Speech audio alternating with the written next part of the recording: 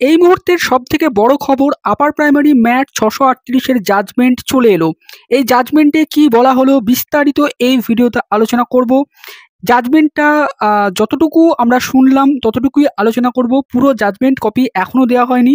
কোর্টরুমে বিচারপতি জাজমেন্ট দেওয়ার সময় কি কি কথা বললেন, কি কি নির্দেশ দিলেন এবং কতদিনের মধ্যে এই নিয়োগ প্রক্রিয়াটি কমপ্লিট হবে, সিট আপডেট হবে কিনা, রিজার্ভেশন রুলস নিয়ে কি হলো, প্যানেল ক্যান্সেল হয়ে গেল কিনা, তো এই সমস্ত বিষয়গুলো নিয়ে আজকের এই ভিডিওতে ডিটেলসে আলোচনা করব। দেখুন, আপার প্রাইমারির এই জাজমেন্টে যখন বিচারপতি প্রথম দিকে পড়ছিলেন তখন কিন্তু সঠিকভাবে শোনা যাচ্ছিল না। তারপরে উনি যখন পর মুহূর্তে বিষয়টি ক্ল্যারিফিকেশন করতে লাগলেন তখন কিন্তু বিচারপতির পুরো বক্তব্যটা শোনা গেল। এবং সেই বক্তব্য থেকে আমরা যতটুকু বুঝলাম যে এই আপার প্রাইমারির যে জাজমেন্টটি দেওয়া হলো সেটা হচ্ছে আপার প্রাইমারির যে প্রথমে 14,052 জনের যে মেরিট লিস্ট তৈরি করেছিল স্কুল সার্ভিস কমিশন, সেখান থেকে তারা 1463 জন প্রার্থীকে বাদ দিয়েছিল। কেন বাদ দিয়েছিল? তারা বলেছিল তারা রি-ইভ্যালুয়েশন করেছিল। রি-ইভ্যালুয়েশন করে তারা দেখেছিল যে এই সমস্ত প্রার্থীদের মধ্যে নানান সমস্যা রয়েছে। কারোর ওএমআর এর সমস্যা রয়েছে, কারোর ওএমআর হোয়াইটনার রয়েছে। তো এই বিষয়গুলো তারা রি-অ্যাসেসমেন্ট করে তারা দেখেছিল এবং তাদেরকে মূল প্যানেল থেকে বাদ রেখে তারা নতুন করে 13,333 জনের একটি প্যানেল প্রকাশ করেছিল এবং তাদেরকে কাউন্সিলিং করানোর নির্দেশ দিয়েছিল মহামান্য ডিভিশন বেঞ্চ। পরবর্তীতে আমরা দেখেছি যে এই 1463 জন যে সমস্ত প্রার্থীরা বাদ গেছেন তাদের মধ্য থেকে আবার কিছু প্রার্থীকে কমিশন নিয়েও নিয়েছিল। তো মূলত প্রায় 600-র ওপরে প্রার্থী বাদ পড়েছিলেন। তো তারপরে এই 600-র মতো প্রার্থী যারা বাদ পড়েছিলেন তাদের আইনজীবীরা প্রশ্ন তুলছিলেন যে কেন রি-ইভ্যালুয়েশন করা হয়েছিল, কেন নতুন করে রি-অ্যাসেসমেন্ট করা হলো এই বিষয়গুলো নিয়ে।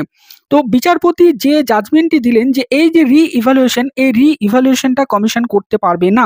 কমিশনকে এই 1463 জন যারা প্রার্থী যাদেরকে কমিশন নতুন করে রি-অ্যাসেসমেন্ট করে বাদ দিয়েছিলেন সেই 1463 জন প্রার্থীকে নতুন করে ইনক্লুড করতে হবে।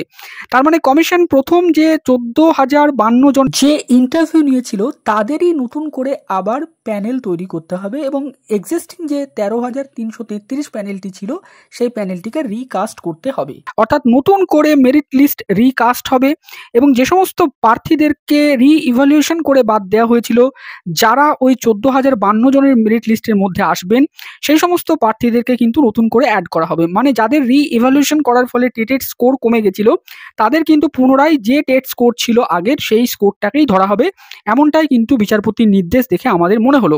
এবং এই কাজটি 4 সপ্তাহের মধ্যে স্কুল সার্ভিস কমিশনকে করতে বলা হলো। অর্থাৎ 4 সপ্তাহের মধ্যে নতুন প্যানেল কিন্তু প্রকাশ করতে হবে স্কুল সার্ভিস কমিশনকে অ্যাকর্ডিং টু রুলস। এক্ষেত্রে ভ্যাকান্সির যে ব্যাপারটা সেক্ষেত্রে কিন্তু বিচারপতিরা কোনো নির্দেশ দিলেন না বলেই আমাদের মনে হলো। তারা কিন্তু পরিষ্কার বললেন বারবার করে 14,052 জনের মেরিট লিস্ট পাবলিশ করতে হবে এবং এই 14,052 জনের মেরিট লিস্ট পাবলিশ করতে হবে 4 সপ্তাহের মধ্যে। 14,052 জনের মেরিট লিস্ট কেন? প্রথম যে কমিশন ইন্টারভিউ নিয়েছিল যে সমস্ত প্রার্থীদের সেই প্রার্থীদের কিন্তু মেরিট লিস্ট এখানে পাবলিশ করতে হবে। তারা ইন্টারভিউ নেওয়ার পরে যে প্রার্থীদেরকে বাদ দিয়েছিল রি-অ্যাসেসমেন্ট করে সেই সমস্ত প্রার্থীদেরকে আবার নতুন করে প্যানেলের মধ্যে ইনক্লুড করতে হবে। তার কারণ ওই যে রি-অ্যাসেসমেন্ট, ওই রি-অ্যাসেসমেন্টটা করা যাবে না। সিঙ্গেল বেঞ্চের অর্ডার ছিল, সিঙ্গেল বেঞ্চ প্রথমেই বলেছিল যে কমিশন একবার অ্যাসেসমেন্ট করার পরে আর দ্বিতীয়বার রি-অ্যাসেসমেন্ট করতে পারে না। তার জন্য কমিশনকে এই বিষয়টা পারমিট করছে না ডিভিশন বেঞ্চ এবং ওই 1463 জন প্রার্থী যারা বাদ পড়েছিলেন, যাদের বিভিন্ন গ্রাউন্ড ছিল, কমিশন যেগুলো দেখাচ্ছিল তাদের ওএমআরে ভুল রয়েছে, কারোর ওএমআরে হোয়াইটনার রয়েছে, তাদের যে টেটের স্কোর সার্ভার যে মার্কশিট তার সাথে মিলছে না ওএমআর কপি, কিন্তু কমিশনের ওই রি-অ্যাসেসমেন্টটাকে ভুল বলল কলকাতা হাইকোর্টের ডিভিশন বেঞ্চ এবং নতুন করে আবার প্যানেলটা তৈরি করতে বলা হলো।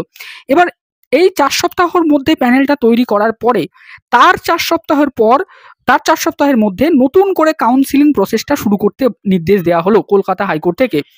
অর্থাৎ প্যানেল পাবলিশ করার পর নতুন করে আবার এই 14,052 জনের কাউন্সিলিং করানো হবে যে ভ্যাকান্সিটুকু রয়েছে সেই ভ্যাকান্সিতেই।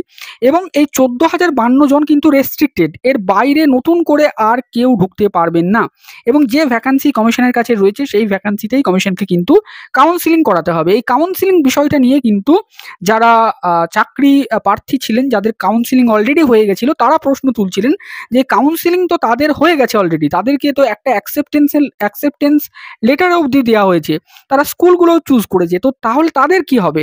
তো বিচারপতি, আমরা যেটা বুঝলাম, বিচারপতি যেটা পরিষ্কার বললেন যে নতুন করে কিন্তু কাউন্সিলিং এর কথা বলা হচ্ছে, অর্থাৎ আগের যে কাউন্সিলিং সেই বিষয়টা কিন্তু আর থাকছে না।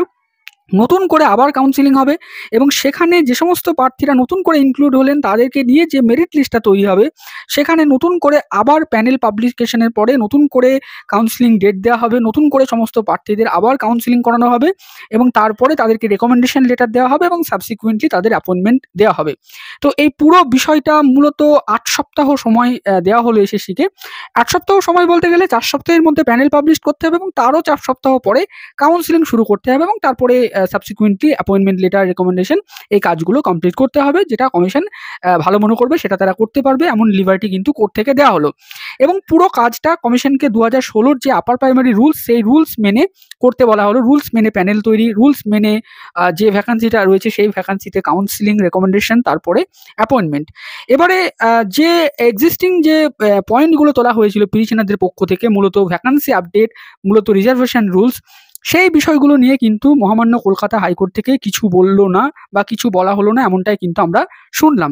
তো আপাত অর্থে আপার প্রাইমারি যে জাজমেন্ট, সেই জাজমেন্টের এই দিকগুলো উঠে এলো, সেগুলো আপনাদের সামনে আমরা ক্ল্যারিফিকেশন করলাম বা ক্লিয়ারলি বলার চেষ্টা করলাম। পরবর্তীতে যখন জাজমেন্ট কপি আসবে সেই কপিটা দেখে আমরা বিস্তারিতভাবে ব্যাখ্যা করে দেবো আপনাদেরকে যে অ্যাকচুয়ালি কী কী অর্ডার দেওয়া হলো। এবং এক্ষেত্রে প্যানেল রিকাস্ট মনে করে অনেকেই ভয় পাবেন হয়তো যে প্যানেল রিকাস্ট মানে তাহলে বাতিল হয়ে গেল। অ্যাকচুয়ালি তা নয়। প্রথম যে প্যানেলটা পাবলিশড করেছিল বা প্রথম যে প্যানেলটা জমা দিয়েছিল কলকাতা হাইকোর্টে, সেখানে যে 14,052 জন প্রার্থী ছিল, মূলত যাদের ইন্টারভিউ নেওয়া হয়েছিল তাদের মধ্য থেকে যে বাদ দেওয়া হয়েছিল নতুন করে আবার, তাদেরকে ইনক্লুড করে আবার ওই প্যানেলটাই তৈরি করার নির্দেশ কলকাতা হাইকোর্ট থেকে দেওয়া হলো এবং তাদের আবার কাউন্সেলিং। তার মানে যে কাউন্সেলিংটা করানো হয়েছে সেইটা বাদ গেল, বা সেইটা আমরা যতটুকু জাজমেন্ট দেখে মনে হলো সেটা বাদ গেল। তো এই হচ্ছে পুরো জাজমেন্ট। পরবর্তীতে জাজমেন্ট কপি কলকাতা হাইকোর্টের অফিসিয়াল ওয়েবসাইটে আপলোড হলে আমরা ডিটেলস আপনাদেরকে বলার চেষ্টা করব। ভিডিওটা এই পর্যন্তই। ভিডিওটি শেষ অবধি দেখার জন্য আপনাদের সকলকে জানাই অসংখ্য ধন্যবাদ।